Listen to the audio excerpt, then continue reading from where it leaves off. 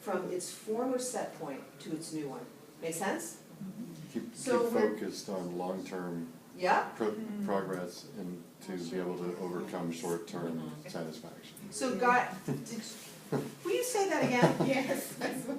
Write this down, I was everybody. just- Exactly. I was just saying, stay focused on the long-term goal and the joy of the end of the journey and continuing to forego the satisfaction on the short term. Right, so we're talking ultimate joy, we're talking fulfillment of a vision that you have for yourself versus that short-term biochemical addictive hit, which does affect your brain.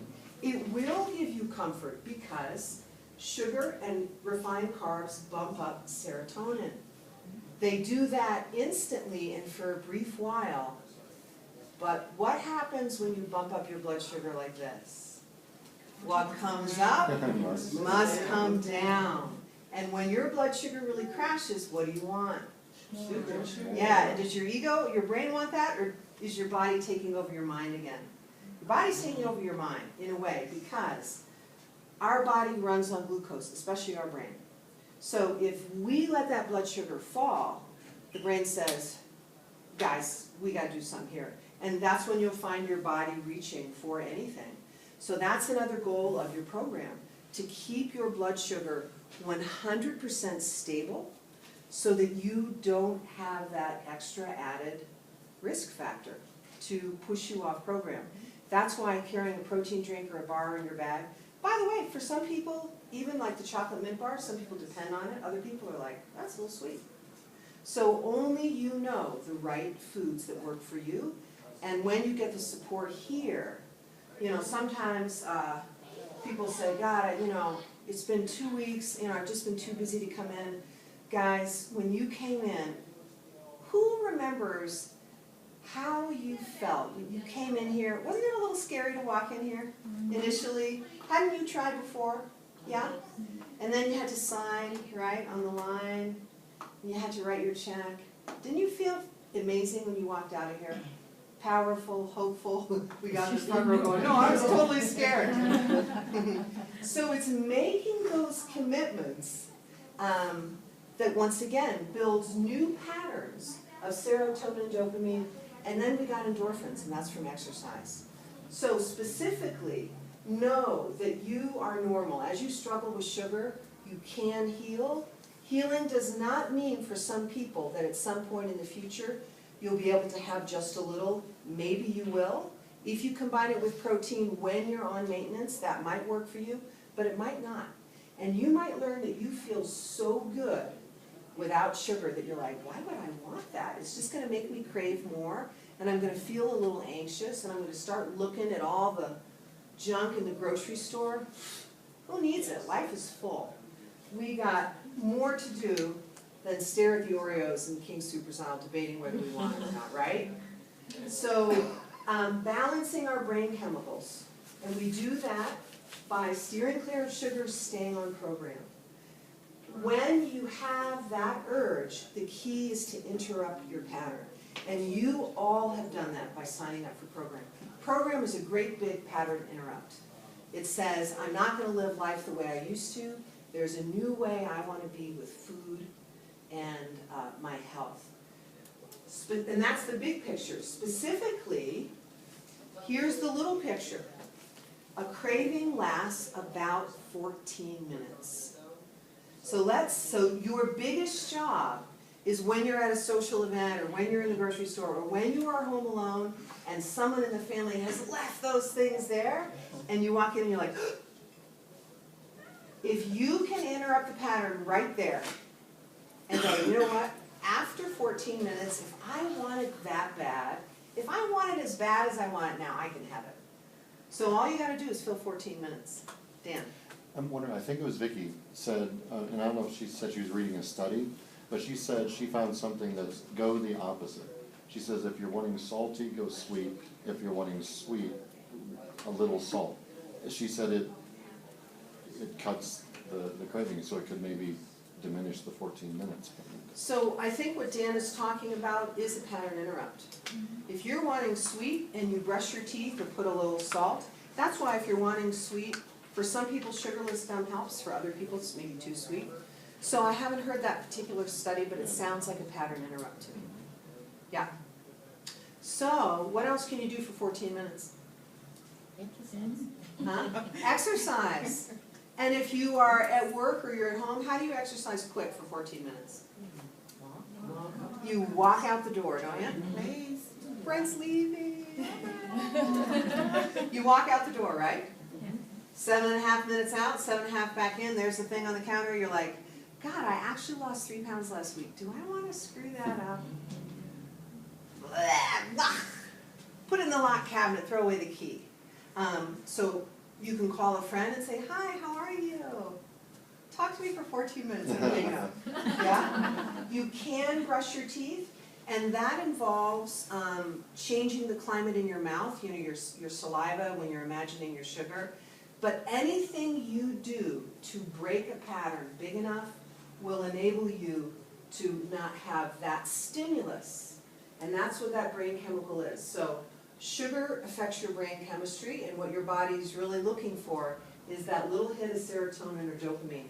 So it's disguised as chocolate, which, by the way, has sugar, it has fat, and it has salt. And then get support, we talked about that.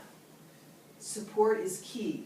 So sometimes, I don't know if you guys have ever done this, but have you ever, what we hear as consultants, and those of you that don't know me, I do special stuff here now, kind of off the charts in yoga, but I was a consultant here for many years, still am on occasion, and something I would often hear, and the rest of us would hear is, well, how come you haven't been in? Well, I went on vacation and I gained weight and I wanted to get down before I came in. Right? Have you ever felt that way? You know, I screwed up and I want to be good again. Well, where are your weight loss coaches? Yes. I went on vacation for a month to Washington and I lost 5 pounds. Woo! So ladies and gentlemen. But I'm going for 5 months this I like winter. that. Now that's gonna be a hard. But I look at that and say, if you lost 5 pounds a month away, you know, you're good. Well, you know, I'm on maintenance now, and Exactly. and You then know when that. I started having the problems when I got on maintenance because I could add back more food. Before I Right. had no problems. So, we have a couple more minutes, guys. You also bring up a beautiful point, and thank you. Remember I mentioned kind of like your journey, hi, welcome. Journey's not over when you reach your goal weight, and we're conditioned to think that I'm going to go on, I'm going to only eat grapefruits, and then I'll be done, and then I can go back to the way I was. Well, if you go back to the way you were, you're going to get the results you used to have. So that's why, even though you may not see it now, we have a testimonial right here. When you get to your goal weight, keep coming. Do you know that's what I found out about this, being on this plan though, before when I was losing, and this time, I found that I can analyze, like, it dawned on me as chewing all this gum, and I thought, that's triggering. Yeah. The more I chew it, the more I want. And then I want a cookie, or then I want this, and then I want Gotcha. that. And I figured that's where I didn't do that before I started the program. And So thoughtfulness, and that's called mindfulness. So know that when you get on maintenance and we say, you know, we're going to delete your protein drinks if you're using them on your program right now, we're going to add back in carbs, it's very important to come in and say, here's what I did. How were your carb cravings? Because then we work with you to find exactly the right balance so that you can have foods. And even, you know, some people say, well, I love a certain kind of pizza, or I love a glass of red wine, or I love blah, blah, blah, whatever it is. Can I have that ever again? Sure, let's test it together. So what if you're at your goal weight? Let's say you have a glass of red wine. Can you comfortably have that without cravings? Does your weight stay stable? Okay. Maybe it doesn't. Well, what about a half? What about adding some spritzer?